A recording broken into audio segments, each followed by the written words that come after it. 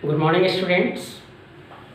Once again, I am before you with another chapter, that is globalization. You know, students, globalization stands for those situations are created where all the nations of the world come under one umbrella. Means एक देश दूसरे देश के साथ integrate कर जाता है, संयुक्त हो जाता है। अर्थात आप अपनी आइडियल्स, टेक्नोलॉजी, अपने पीपल, जॉब एक दूसरे देशों के साथ आप कनेक्ट करते हैं। यानी आप वहाँ जा सकते हैं, वो भी हमारे यहाँ आ सकते हैं। तो ये जो कॉन्सेप्ट है, it's a concept. Globalisation is a concept. In this regard the examples through which you will come to know how globalisation has provided environment. A young boy named Janardhan. He works in a call center.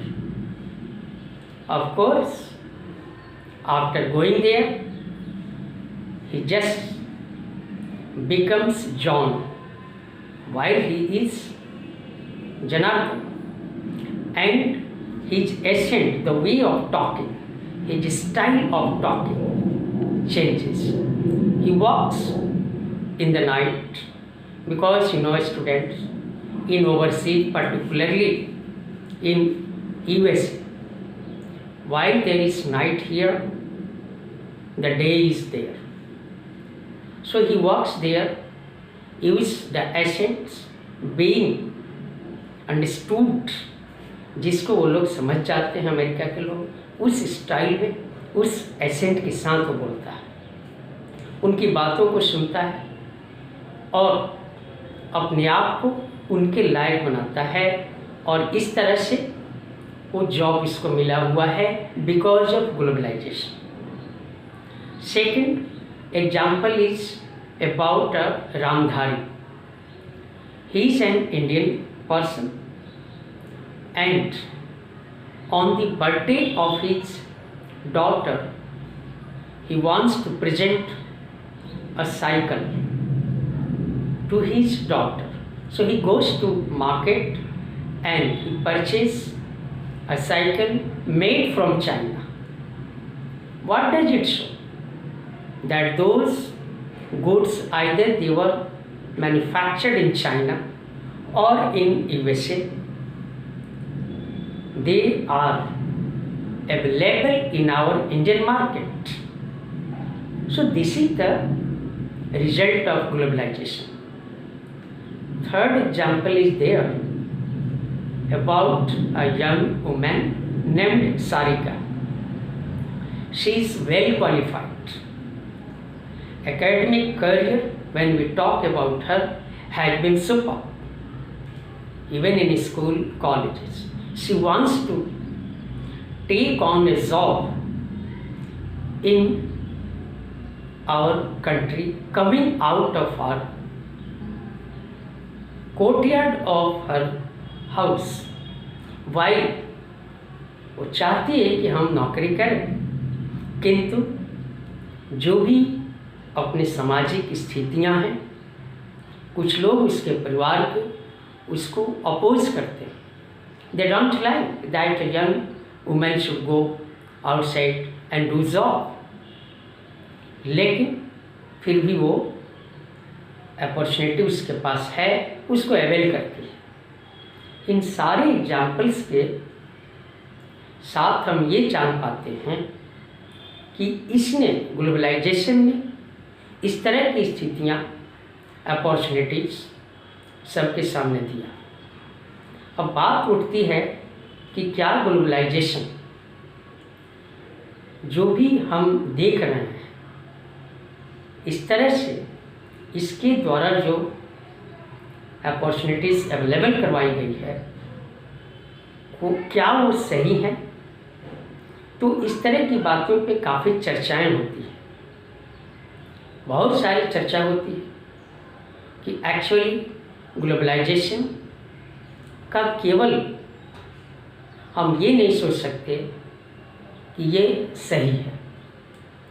अब कुछ अलग हम examples आपको देने जा रहे हैं जिसके विषय में आप गौर करेंगे, ध्यान देंगे, whether they are in the context of globalization are legitimate or not. You have to decide.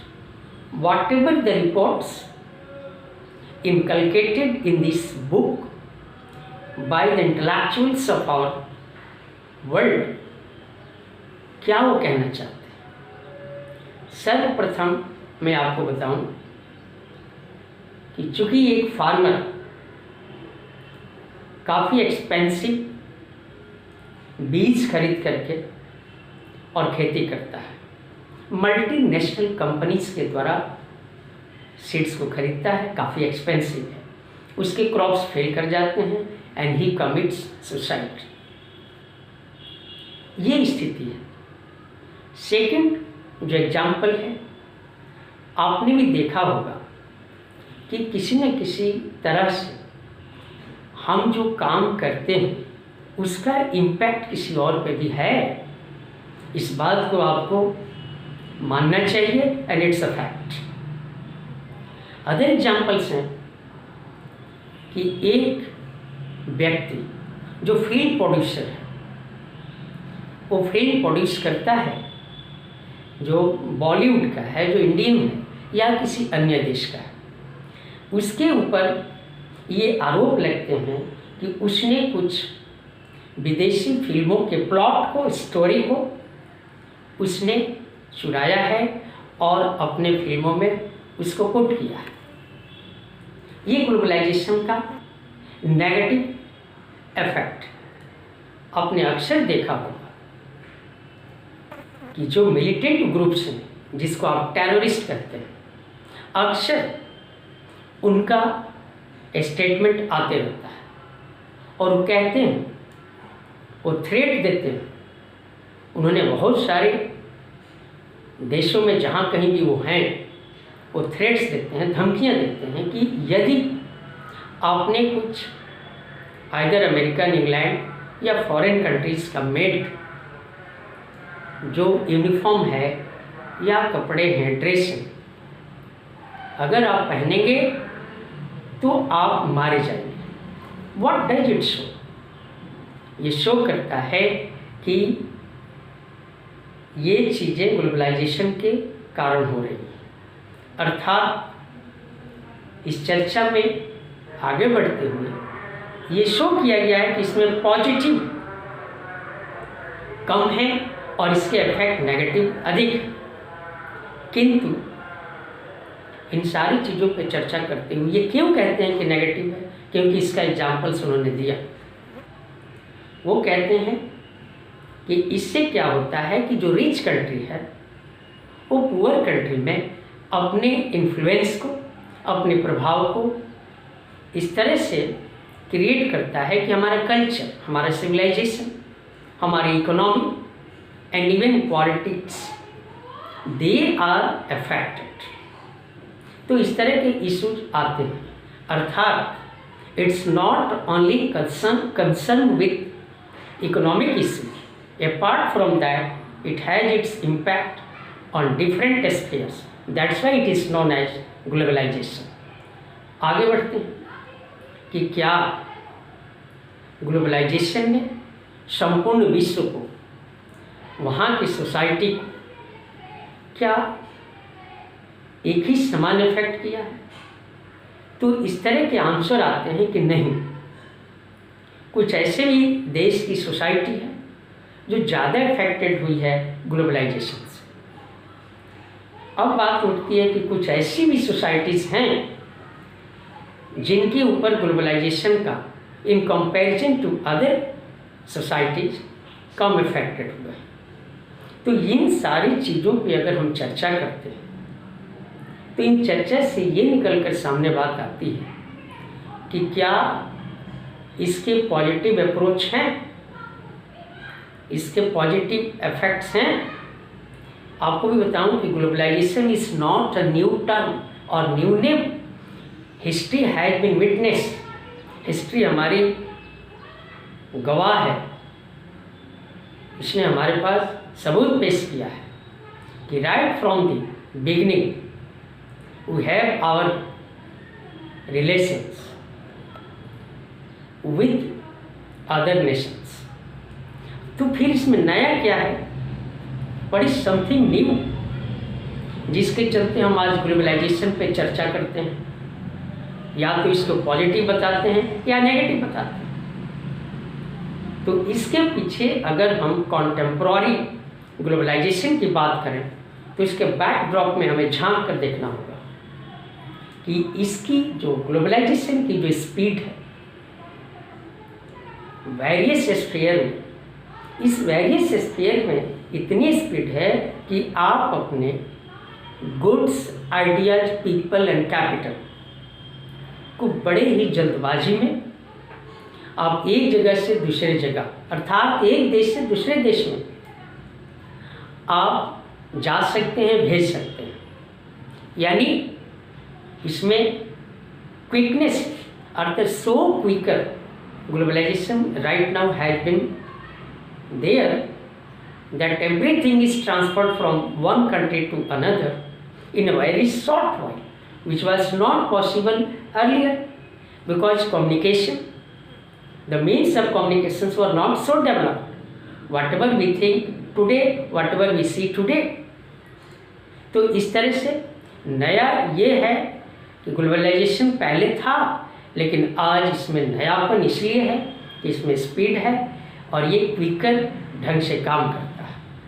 तो इस तरह से ग्लोबलाइजेशन में transfer of ideas, technology, people, capital and goods, इन सब का ट्रांसफ़र होता है। यानी whatever the goods we find in our market, our goods are also found in the other markets of the world, and it has become possible only through globalization.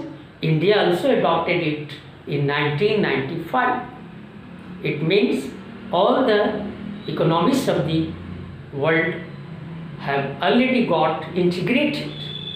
अब बात दूसरे topic पे आते हैं। दूसरी टॉपिक हमारा है कि क्या इसके कारण क्या है, what are the causes for globalisation.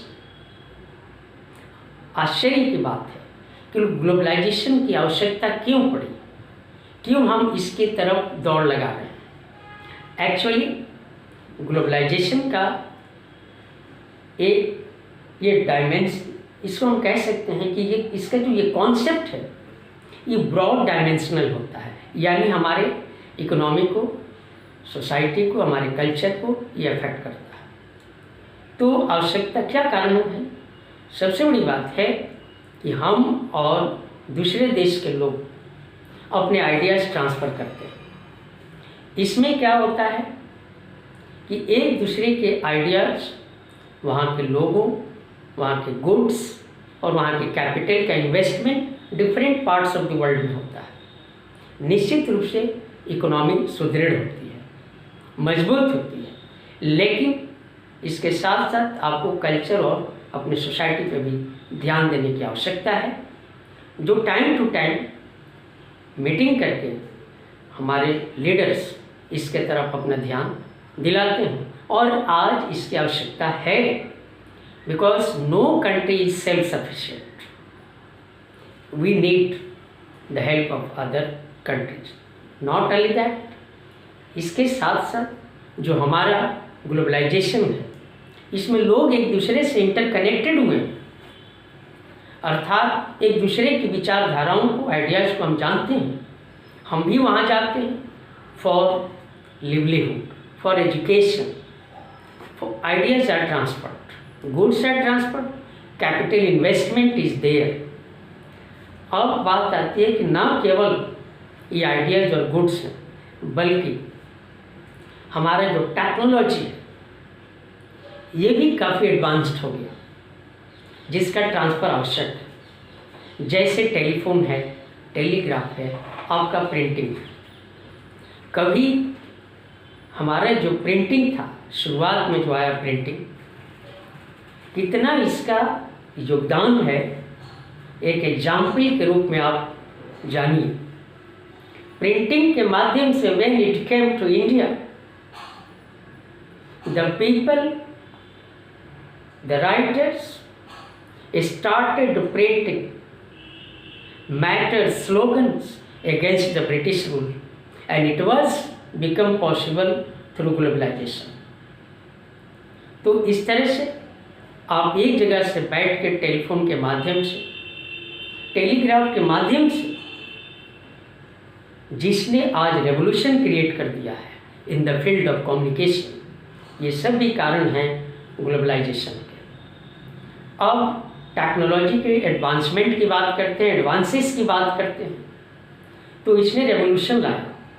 हम एक दूसरे से कनेक्ट हुए और अपने आइडियाज़ को ट्रांसफ़र किया, शेयर किया। इन सारी चीज़ों को देखते हुए इट अपीयर्स दैट केवल इसका नेगेटिव इफेक्ट नहीं है, काफ़ी इसका पॉजिटिव इफेक्ट है, जो कहीं ना कहीं ग्लोबलाइजेशन को गवर्नमेंट ऑफ इंडिया ने भी 1995 में अपनाया।